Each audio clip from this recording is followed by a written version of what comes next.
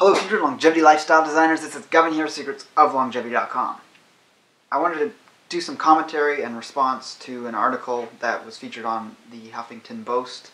I actually agree with the article 100%. I think it's wonderful that this is getting more mainstream attention.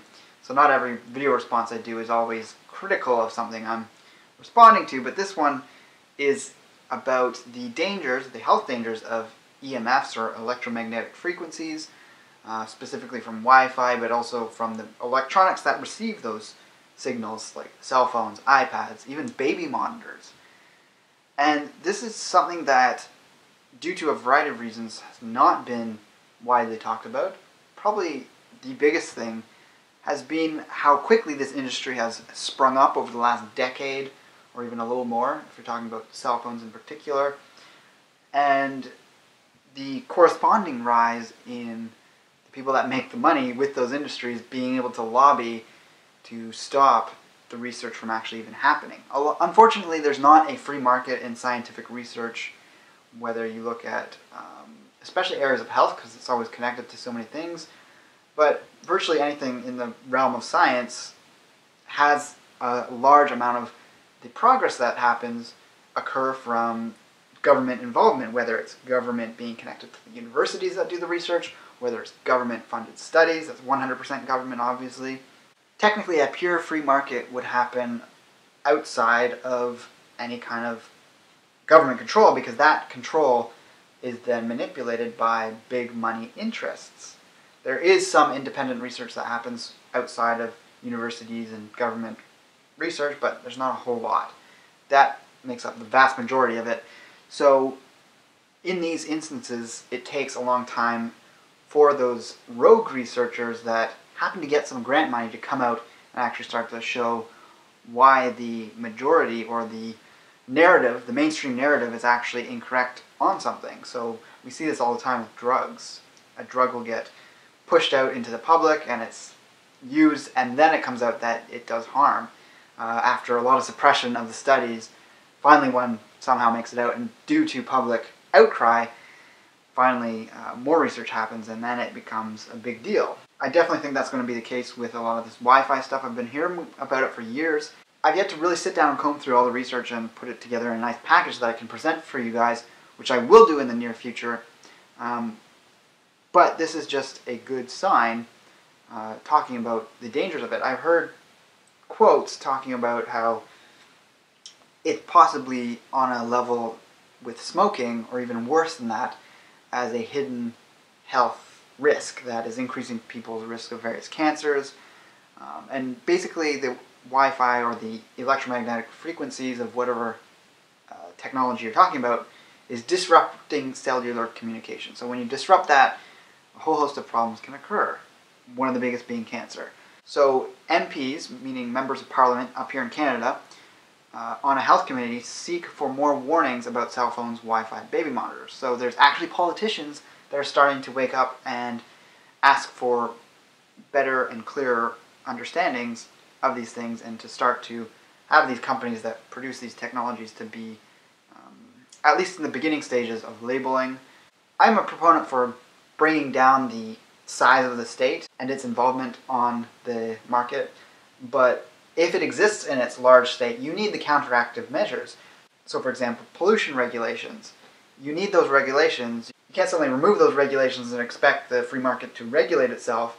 You need to correspondingly increase property rights so that the people can have the power to control businesses that might pollute and affect them. That's going off topic. For now, regulations in the context of countries where there is some semblance of a state and there isn't a free market on research is a good thing. It gives power to looking for and spreading truth. So there's some quotes saying there is evidence of risks that they are refusing to recognize. So there is a discussion happening between scientists, and there is a smaller body of research, and the scientists that represent that research that are saying there is issues. There's a bigger body due to corporate lobbying and money interests that are saying that there isn't a effect of Wi-Fi and all these other technologies. So Dr. Martha Herbert, a research neuroscientist at Harvard Medical School described a plausible link between autism and RF radiation exposure. She said radiation from cell phones penetrates deeper into the children's heads and can damage the cells. She called for Wi-Fi to be banned in daycare and preschools, and on a limited amount in schools after grade 3. That is very smart, in my opinion. That would be a great thing to have. I don't know what people's experiences are, but I notice a visceral difference depending on whether I'm in the room of a Wi-Fi router, and this might not even be before I'm aware that there's a router there, or you're in an apartment building, you've got everyone on every floor with a router putting up their Wi-Fi signal. You're getting a very big dose of this e-smog, it's been called, which starts to make you feel uncomfortable. Just compare that to being barefoot in a forest, and you can start to understand the benefits of not being around EMF pollution. Dr. Deborah Davis said the evidence on the damaging effects of cell phones and other wireless radiation is as strong, if not stronger, than the evidence on climate change. And she told this to committee members of MPs. So that's pretty stark. Depending on what your opinion is on climate change, that could be significant or not, but considering we're talking about the mainstream ideas around climate change, that tells you that it's very significant. Dr. Lazinski, who is a biosciences professor at the University of Helsinki, told these MPs that the group of scientists that are larger, that are skeptical of there being health detriments to EMFs, the current recommendations of Health Canada were influenced by these people in the larger group, and the safety standards were based from people who were clearly biased towards the no effect opinion, and some of these experts are known to advise the telecom industry. But the chair of the Royal Society of Canada was recently dropped because of an undisclosed conflict of interest in terms of their connections to the telecom industry. So this is the problem. When you have industry fused together with science, it's fine for industry to do their own research, and that happens. But when you're talking about public policy, that gets wrapped up, and you have this lobbying effect, and you're seeing it in all sorts of areas that blend with health. And a lot of it happens, as we know, with pharmaceuticals, but you consider the second richest person in the world, who's often, every 5 years, it seems they switch places and then they switch back, is Bill Gates. Obviously that's computers. And then it's Carlos Slim, a Mexican billionaire. You know, he's right up there with Bill Gates in terms of his wealth, and he made his wealth through the cell phone industry in Mexico. So you have these players out there who can influence things in very big ways, just with very small amounts of their money. It's very big to government and to society, but for them it's nothing, and they just throw that at the wall, and it just has this drastic effect of slowing down the real research and the real findings that we desperately need, because technology is rapidly becoming such a big part of our lives. So this can be taken for however you want. I am going to do a video in the near future about it, like I said, in more depth, not focusing just on this one article. I just think it was a good sign that this is in a mainstream publication, such as HuffPost. And I also wanted to mention that I'm going to be doing a more strict video schedule from now on. Every Tuesday, just like this video, it's going to be a more laid-back video. I might just be commenting on an article, I might be responding to some comments or a single comment.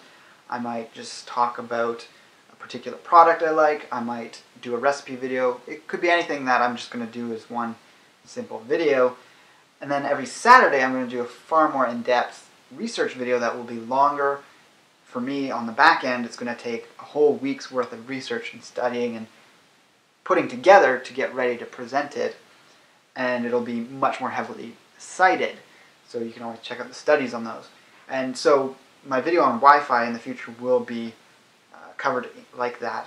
And I'll be doing many more to come on various topics to really get in depth and have some substance behind what it is I'm saying. So to round off this video, I just want to say some of the things you can do to take as precautions against Wi-Fi and Wi-Fi routers and cell phones are things like, just as simple, avoid living in areas, if you can, that have a ton of Wi-Fi routers around you in other homes. So in particular, apartment buildings. Those are not ideal, unfortunately. One way around this is if you have grounding equipment, such as the mats or the bed sheets that have that silver lining through it, or silver fibers that then connect to a grounding plug that goes in the wall, and that actually connects you to the earth, and it's like walking barefoot on the earth. What's been found, if you have the cell phone in your hand, there's a radiation charge that can be measured in the body if you're holding in the other hand a voltmeter, and it picks up the difference in charge between not holding the phone versus holding the phone, and it's quite significant. When you're stepping on a mat or you're standing on bare earth, that charge is dissipated and sloughed off the body. So you can have that in your bedroom. That's a place where you spend a significant amount of time in the home, and that means that you get your deeper rested sleep without that effect from the Wi-Fi. But you can also have it at the workplace if you can't tailor your lifestyle to the point of eliminating that as much as possible. Another strategy is to simply turn off Wi-Fi at night or for parts of the day when you're not using it. You could go to the extreme of just having plug-in internet on your computer if you only have the one computer and you don't need it for cell phones and things like that. For me, whenever I'm driving anywhere, I just put my phone on the seat beside me. I don't keep it in my pocket. I only have my phone in my pocket when I'm out doing an errand and it's there. I don't walk around all day with it in my pocket. I also don't have it right by my head when I'm sleeping. I put it more than an arm's length away. That's pretty significant. And certainly if you have children, you want to not have them constantly on these things, not using them. Probably don't even give them a screen to use until they're old enough to understand a movie, and you might occasionally have them watch a movie on a computer screen or something.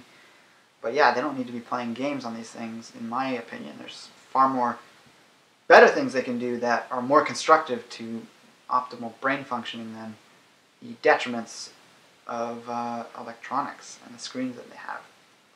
So let me know if you have any other strategies that you didn't hear me talk about in this video, and like, favorite, and share the video if you feel so inclined as well. With that, I'll talk to you again soon. Take care and embrace life without limits.